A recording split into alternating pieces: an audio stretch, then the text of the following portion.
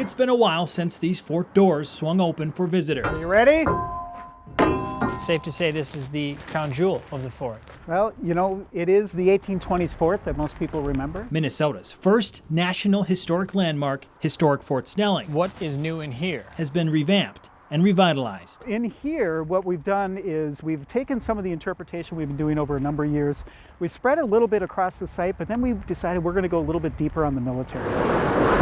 More than $34 million, and several years later, the Minnesota Historical Society did more than expand their work inside these fort walls. This site has a long history. The revitalization created the brand new Plank Museum and Visitor Center. Was it a challenge to revamp something that you work so hard to preserve? Yes, and it's a duality of our mission as the Minnesota Historical Society. Fort Snelling here is sort of at the center of this. Kevin Mayala is a senior director for education with the Minnesota Historical Society. Matamidi, which is Dakota for White Bear Lake. Mayala says one of their main goals was to ensure all aspects and people of the state's history are represented, including bigger focuses on Japanese Americans, Native Americans, and the impact slavery had on the fort. So a place of pain where there was death and suffering. It's all of those things that I really love about our practice of history.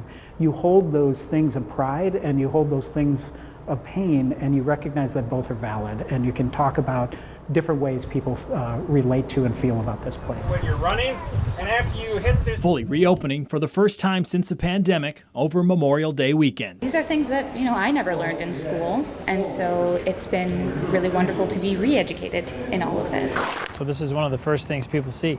Yeah, absolutely. We really feel like that treaty in 1805 that was signed between the United States and several Dakota leaders is the start of something that's important to all Minnesotans even today. New signage, rich with symbolism, preserving what made Minnesota what it is today. And we want to make sure people are connecting to the landscape around us. Helping us learn, understand, and create a better Minnesota for all. We finally made it. There's really pride in a lot of these places, but we have to remember that not everybody experiences the ideals of freedom in the same way as other people do. So understanding that is really building that empathy towards different people who have different experiences. Reporting for Nightcast, I'm Ben Henry.